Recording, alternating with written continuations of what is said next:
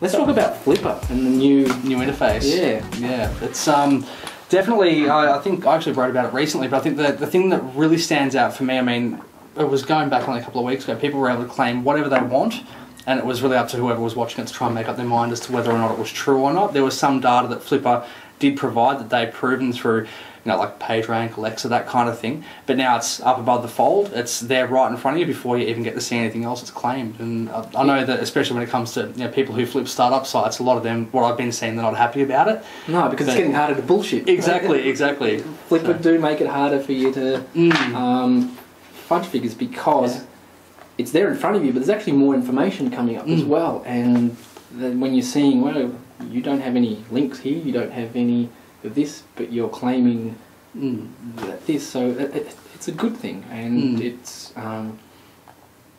taking your eyes above the fold, and it's the information that you really that is about the site rather than the you can make money on autopilot blurb. It's actually the stats are in front. Like, even from an SEO point. Which I think Flipper is sending a very clear message by doing this. Flipper is saying the market is evolving, we're getting a more educated buyer coming in, and this is the type of information that they're looking for and should be looking for, so we're going to put it front and centre in front of their eyes. And like a lot of the information was on the left-hand side. I'm not even too sure, like apart from, like they've added in the SEM Rush, I'm having a look here, but a lot of the domain stats were still there. It's more so that they've, as you said, Ryan, they've just really pushed it above the fold. And things like the revenue reported, like it's a much more visual thing now. Obviously, we're finding when people are buying sites, one of the most important things they're looking for is this site profitable? And before it was sort of,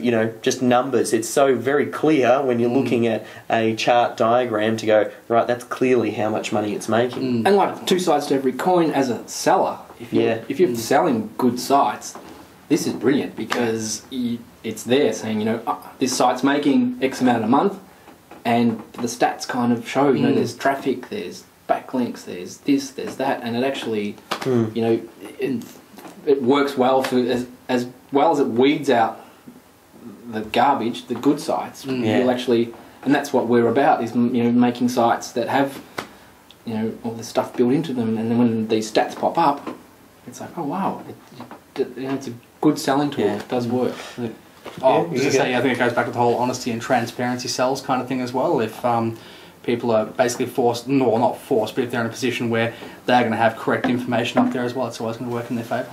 Yeah, and that just came to my mind, and I know you handle all of our auctions here, and one of the big things we do with the honesty and transparency is the video. And Lynn, if you're still watching this, that's another thing that you should do if you do redo the auction, is make sure that you include a video in your auction, and watch the ones Ryan does. He does it extremely well. Yeah, I'm big on that as well, the walkthrough video, and they take nothing to make, especially with ScreenFlow, and then you just record in real time as you log into your site and just go through it.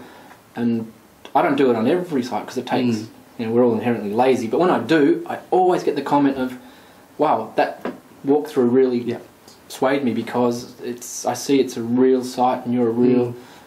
And especially us down here having this weird ass accent that we carry around and selling predominantly in a... Speak for yourself. in a North American market, that people say, hey, I like your accent, and it makes it all sort of adds to the charm and making it real. That's the thing about and prove everything that you claim, back it up with proof. I remember in the beginning I didn't have everything that I should have had, and then so you can't say, oh, it's doing this because I can't show you, into my analytics account. So show proof, and then it's okay. You're untouchable if you can.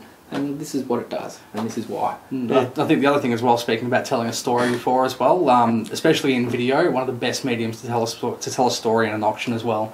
It's like I've pretty much, I don't know if I know you have to sell your sites, but I don't know if you've seen many of the ones that I do or anyone else who's going to end up watching it, but you notice that every time it always starts off with pretty much exactly the same variation. It's always talking about how Dave had 500 websites, 500 domain names, he's tested and refined his SEO skill set, and it actually tells a story. It goes into why we're selling.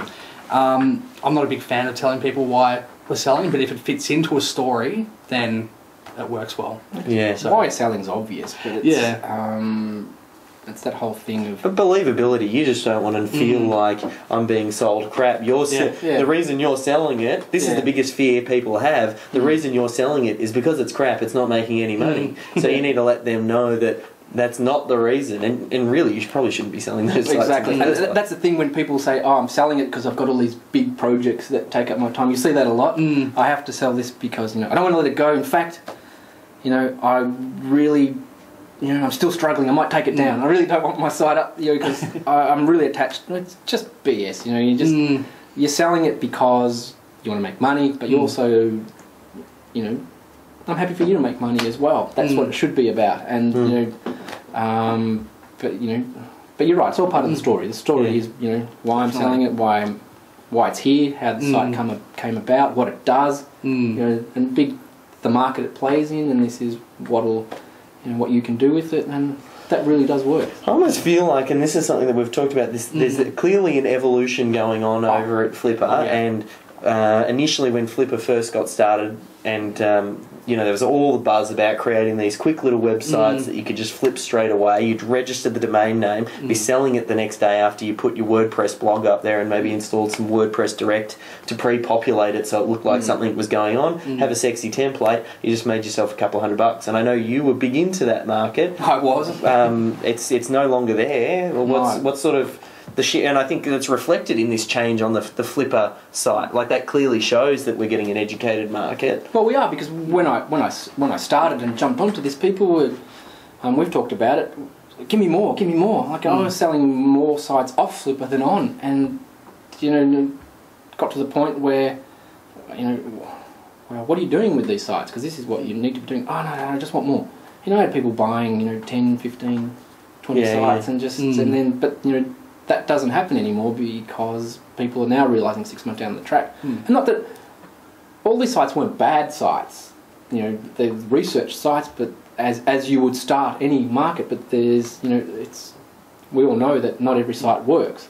So, but I was finding people weren't actually doing anything with these sites, they're just sitting there. And then sellers cottoned on to the whole autopilot thing, buy this site and it will make you hundreds of dollars on autopilot. And then people got stuck with these sites, like they stockpile sites, and so now, but sites that are making a little bit of money sell, and really well, and it's not much more effort required. I think that's something you're saying, Yeah, well, it's like one of the sites, I think it was woodworkingprojects.org, I think it was, $17 per month of income, and it went for $14.95, I think it was. Yeah. So it's just that potential that it has. If it's got that little tiny bit of potential, and that site probably would have been getting a lot of traffic, so they could have used various methods of monetization as well. So yeah, if there's that opportunity there, if there's a buyer who thinks the site's worth that much to them or has that much potential, then they'll always spend what they think it's worth. And I think that site might have sold a little bit more because of just the broker who was selling it, making sure that the auction was listed correctly. But I mean, that's a good example